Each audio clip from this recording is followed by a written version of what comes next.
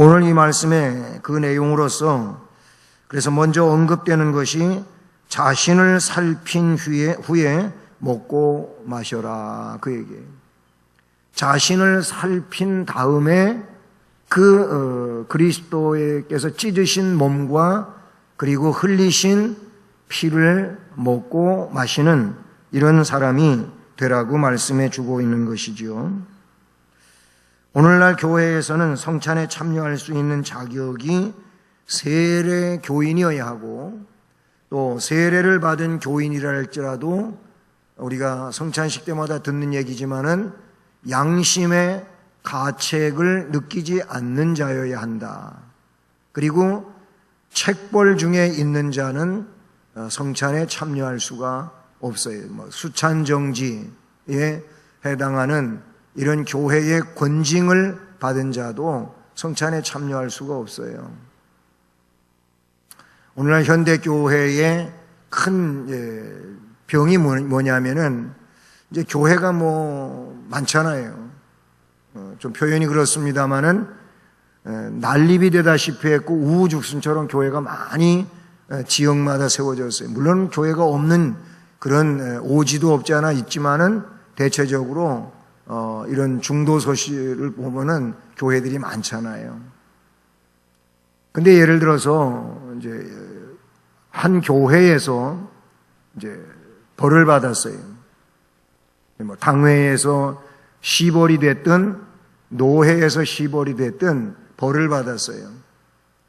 벌을 받은 자는 그 교회에서 그가 일정 기간을 지나면서 해벌될 때까지 거기 있어야 되는데, 그런데 오늘날 그렇지가 않아요. 교회가 여기밖에 없나 이거예요. 그리고 다른 교회로 가요. 멀리 가는 것도 아니고 옆에 교회로 가요. 근데 그 교회에서는 어서 오십시오 이렇게 되는 거예요. 이게 문제라 그런 얘기예요. 그럼 그 벌을 준 교회에서 분명 그 벌이 지금 시행되고 있는 중인데, 그 교회에서 정작 온다 할지라도 어느 교회에서 오셨습니까? 가까이에서 왔으면 어떻게 해서 오셨습니까? 물어야 돼요. 그리고 그가 잘 얘기를 안 하면 그 교회에다가 물어야 돼요. 이런 분이 우리 교회로 왔는데 그 교회에서 어떤 상태였습니까? 그렇게 해야 되잖아요. 근데 이런 일이 요즘에는 안 이루어지고 있는 거죠. 그냥 그 교회에서 그런 걸 전혀 묻지도 않고 잘 오셨다고 그냥 받아들이고, 그리고 벌과는 아무 상관도 없고, 그 교회에서 얼마 안 가면은 직분자면은 다시 그 직분을 그냥 이제 시묵해 하는 이런 일이 빚어진다 그런 얘기예요. 그러니까 성경이 그런 상황에서는 질서가 무너져 버리고 마는 거예요. 하나님이 이 일을 기뻐하실까? 저는 절대로 기뻐하시지 않는다고 생각합니다. 왜냐하면 하나님의 말씀이 안 지켜지기 때문에 그런 거예요. 그런 식으로 해서 교회가 수가 늘고 부흥이 되는 것은 정상이 아닙니다. 하나님이 그런 부흥을 원하시느냐? 절대 그렇지가 않아요. 이거를 목회하는 목회자들이 우선 잘해야 되고, 교회는 교회대로 이런 일들을 잘해야 된다, 이렇게 볼 수가 있는 것이죠. 어쨌든 개개인들이 성찬식을 하는데 그 성찬식을 하게 될 때 자신을 살펴야 된다. 자신을 살펴야 돼요. 내가 과연 이 성찬 앞에 제대로 참여할 수 있느냐, 자기 자신에게 물어야 돼요.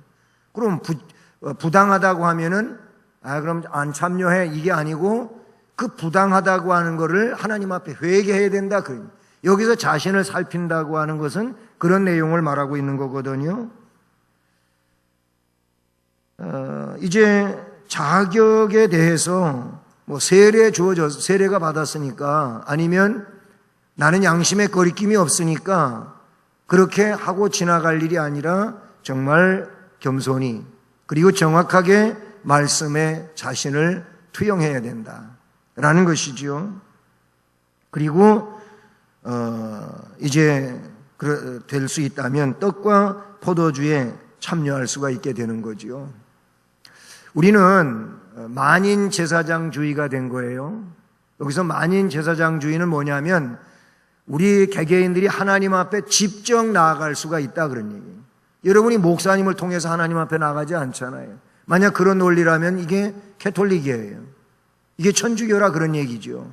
천주교에는 개개인이 자기가 직접 주님의 공로를 의지해서 하나님께 기도를 드리는 일을 안 해요. 고해성사를 한다 그런 얘기예요.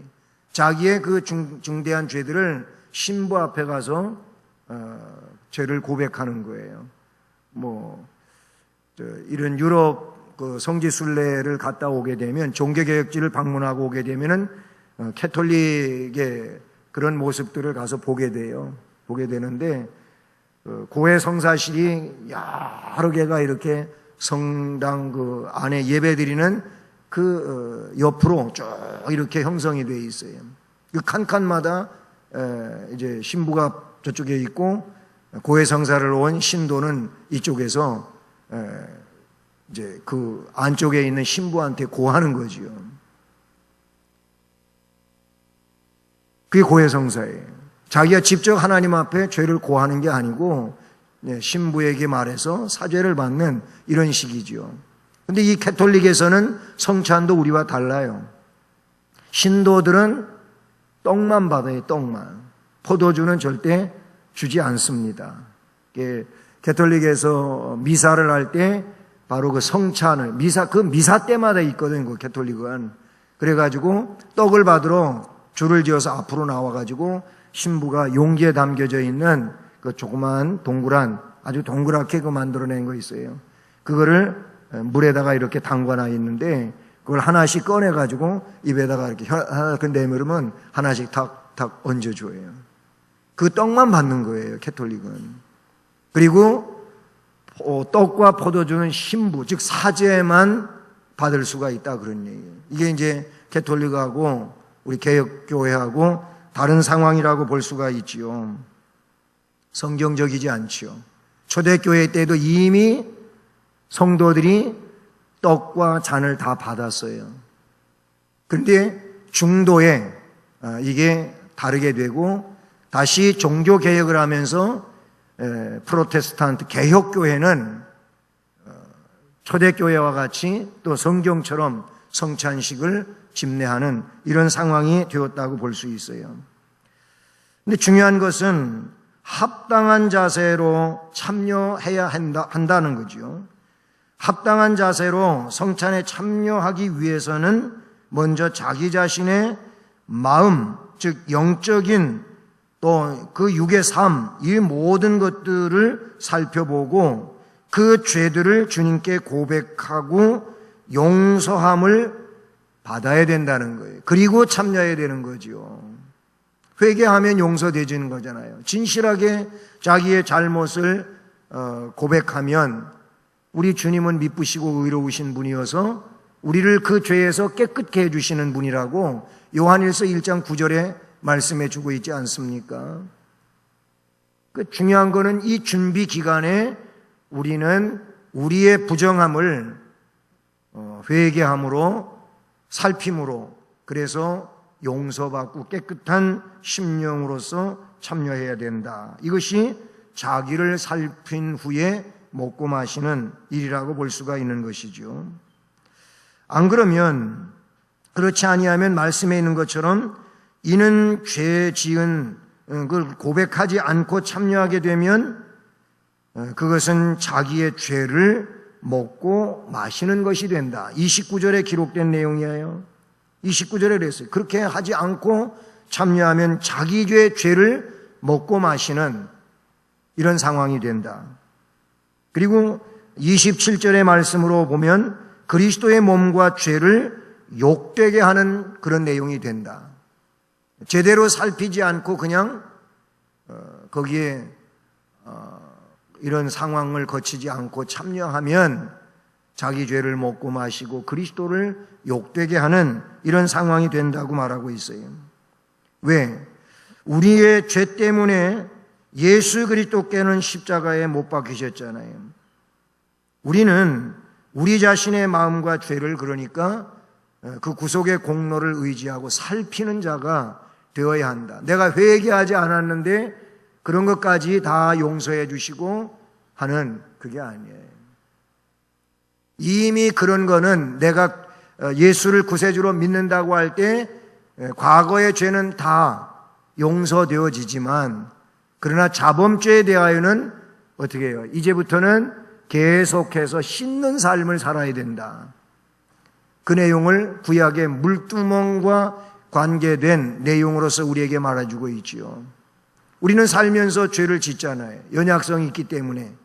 그래서 그런 상황에 있는 우리들은 어떻게 날마다 회개하는 삶을 살아야 될 것을 말씀해 주고 있어요.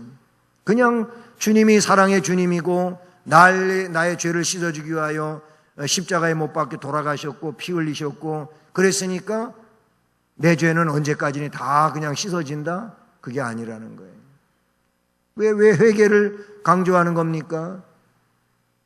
실로암 망대가 무너져가지고 18명이 죽었는데 그들의 죄가 너희보다 악해서 그렇게 된 것이 아니고 너희들도 회개하지 아니하면 멸망한다고 주님이 말씀하셨어요.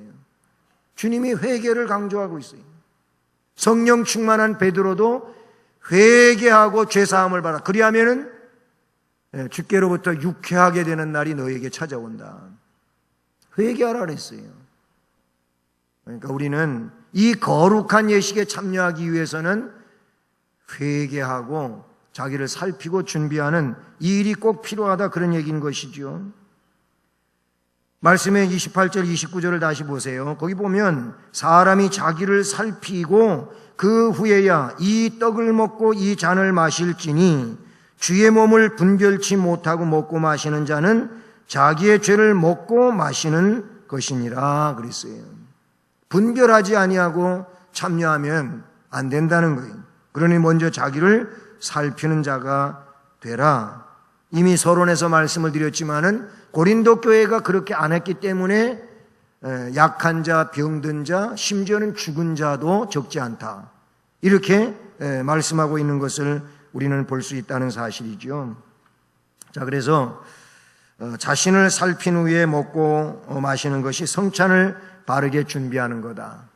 또 그러면서 나를 살피고 나서 참여하지만 또 우리는 영적 의미를 이해해야 돼요. 이 성찬의 영적인 의미, 그 영적인 의미를 성경에서 우리에게 말씀해 주실 때에 그 영적 의미는 그 무엇보다도 올바로 참여하기 위해서 가장 중요한 것이라고 볼 수가 있어요. 성찬의 의미는 떡, 잔, 그것을 먹고 마실 때마다 주의 죽으심을 기념하는 거다. 말씀에 나타나는 대로지요. 그리고 주의 죽으심을 재림하실 때까지 전하는 거다. 이게 영적인 참여하는 자의 이해라 그런 얘기예요. 그냥 성찬에 참여하면 되는 거고 그걸로 또 참여하고 똑같은 삶을 이렇게 살아가는 그 내용이 아니고 성찬에 참여하면서 영적인 이해는 뭐냐면 나는 이 성찬에 동참한 자로 주님의 죽으심에 참여한 거다. 이 말의 의미가 뭡니까? 주님의 죽으심에 참여했다고 하는 것은 왜 죽으셨습니까? 내 죄를 담당하시기 위해서 죽으신 거예요. 그러면 그 죽으심에 참여했다고 하는 것은 나도 죄된 이 죄짓는 주님을 십자가에 못 박는 그 죄된 사람은 죽이는 거예요. 그게 영적 이해라 그런 얘기죠. 그러니까 날마다 나를 죽이며 살아야 되는 거예요. 그렇게 함으로 거룩성을 유지하고 주님의 뜻을 받들고 생활해 가는 거죠. 그런데 나 자신을 죽이지 못하고 막 혈기를 부리고 시기하고 질투하고 욕망이 충족돼 살아가고 이러면 안 되잖아요. 주의 죽으심에 참여하는 거예요. 또 한 가지는 그렇게 날 위해서 죽으심으로 나를 속죄해 주신 그 주님을 전하는 것이다. 말씀에 나타나고 있는 내용이지 않습니까? 26절의 말씀이라고 볼 수가 있어요. 우리는 그런 삶을 살아가는 은혜 안에 있음을 우리는 잊지 말아야 한다는 것이지요. 떡은 우리를 위해 나누어 주신 그리스도의 몸을 상징하는 거 너무 잘 알고 있는 거잖아요. 그리고 포도주는 그리스도께서 흘리신 보혈을 기억나게 하는 거. 나를 위하여 찢으신 몸, 날 위하여 흘리신 피. 다른 누가 아닌 나이죠. 나 자신을 위해서 그렇게 몸을 찢고 피 흘리신 그 주님을 기억하고 거기에 참여하는 것이 이게 성찬에 대한 올바른 이해라, 이렇게 볼 수가 있다는 사실이죠. 여러분, 이사야 53장 말씀 우리가 많이 인용되고 잘 아는 건데 한번 찾아보세요. 다시 한번 찾아보겠습니다. 이사야 53장 5절 한 절. 이사야 53장 5절 같이 읽어봅니다. 그가 찔림은 우리의 허물 때문이요 그가 상함은 우리의 죄악 때문이라. 그가 징계를 받음으로 우리가 평화를 누리고 그가 채찍에 맞음으로 우리는 나음을 받았도다. 주님의 고난을 이야기하고 있죠. 그 다음에 뒤로 가서 10절 말씀부터 12절 마지막까지 읽어봅니다. 시작. 여호와께서 그에게 상함을 받게 하시기를 원하사 질고를 당하게 하셨음즉 그의 영혼을 속건제물로 드리기에 이르면 그가 시를 보게 되며 그의 날은 길 것이요 또 그의 손으로 여호와께서 기뻐하시는 뜻을 성취하리로다. 그가 자기 영혼에 수고한 것을 보고 만족하게 여길 것이라. 나의 의로운 종이 자기 지식으로 많은 사람을 의롭게 하며 또 그들의 죄악을 친히 담당하리로다.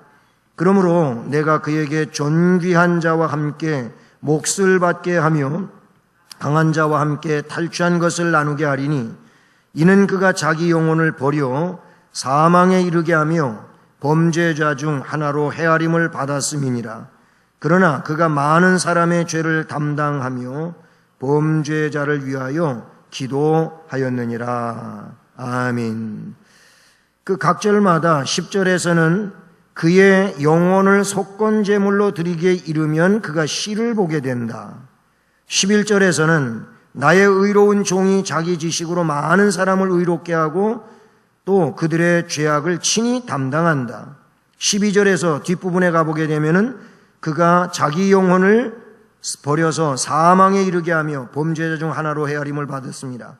그러나 그렇게 된 일은 그가 많은 사람의 죄를 담당하며 범죄자를 위하여 기도하였느니라.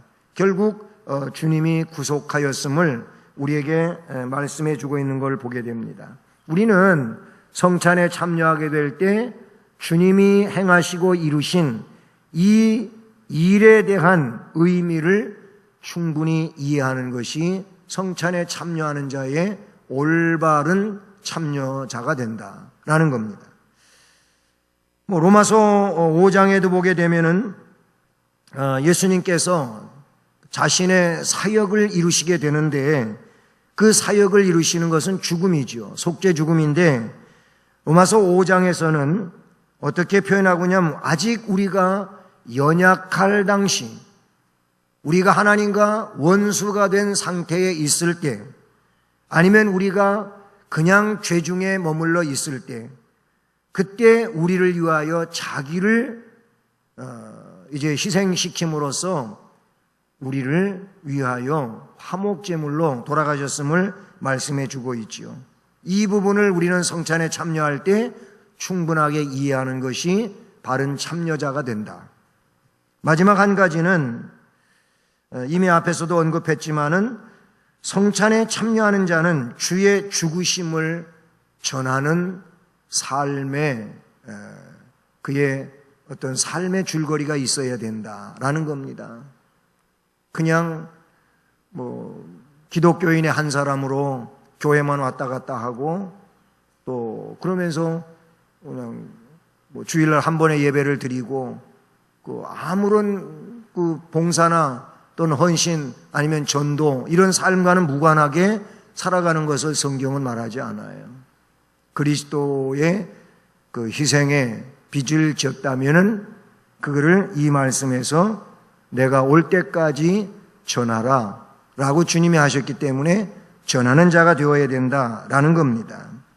오늘 본문 26절을 다시 보게 되면 너희가 이 떡을 먹으며 이 잔을 마실 때마다 주의 죽으심을 그가 오실 때까지 전하는 것이니라. 이렇게 말하고 있어요. 그러니까 우리는 우리의 시대 속에서 우리가 복음을 주님을 전해야 돼요. 날 위하여 십자가에 돌아가시고 구속을 이루신 그 주님을 증언하는 이 삶을 사는 자가 되어야 할 것을 말씀해 주고 있다는 사실이지요. 예수님의 죽으심은 죄인을 구원하신다고 하는 하나님의 그런 언어지요.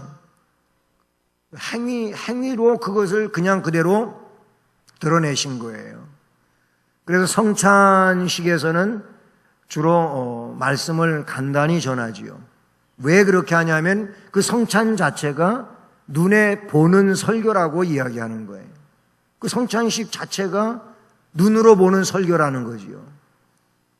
거기에 직접 참여하는 자로 주께서 그날 십자가에 못 박혀 죽으실 때 그 몸을 찢으신 것이 바로 이 떡 혹은 빵이라는 거죠.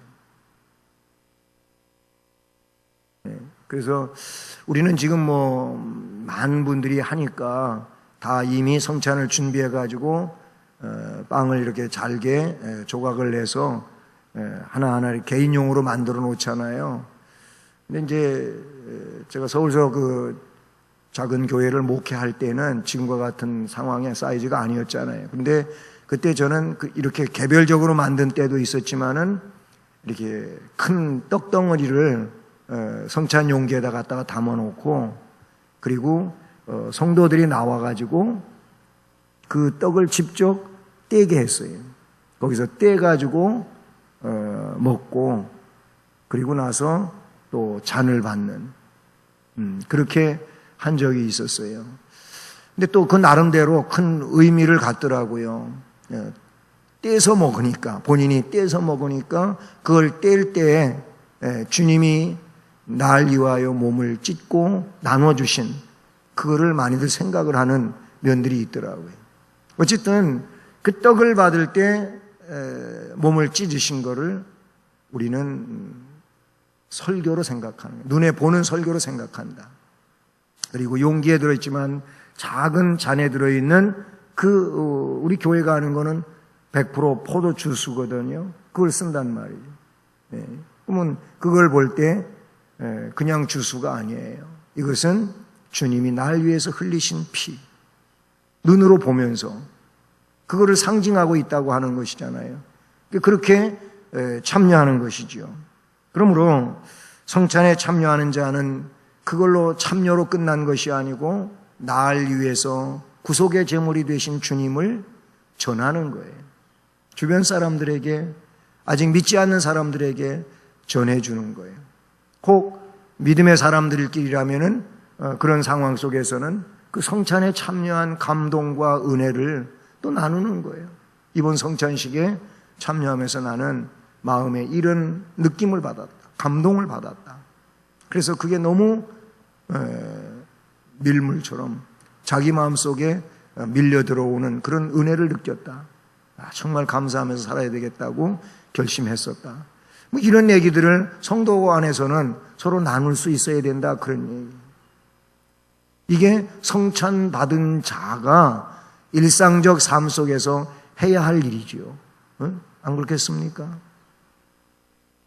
사랑하는 여러분, 오늘 말씀처럼 자신을 성찰하는 신앙생활을 잘 할 수 있기를 바랍니다. 꼭 성찬에 참여해서만이 아니라 일상적인 내용들 가운데서도 나를 좀 성찰하는 신앙생활이 필요해요. 그냥 자꾸 다른 사람만 생각하고 이 설교는 그 사람이 들었어야 되는데 이런 생각만 하고 있지 말고 이런 거는 그 사람이 좀 느꼈으면 좋겠다 이렇게 하지 말고 바로 항상 말씀과 그 은혜와 나를 거기에 연결시키는, 그래서 바른 신앙생활 하는 자 되기를 바라고요. 그리스도의 몸과 피에 대한 영적 의미를 좀 분명하게 이해하면서 살았으면 좋겠어요. 이런 분명한 이해가 없으니까 일상적인 삶 속에서 구속의 감격이 떨어지잖아요. 감동이 자꾸 흐려지잖아요. 그래서 목숨 다할 때까지 복음을 전하고 은혜에 감사하고 그래서 행복한 신앙인으로 앞날을 살아갈 수 있는 우리 모두가 되기를 주님의 이름으로 축복합니다. 사랑의 하나님 아버지, 우리가 성찬식을 앞에 두고 있는 것은 아니지만 그러나 말씀을 강해하는 이런 이제 상황 가운데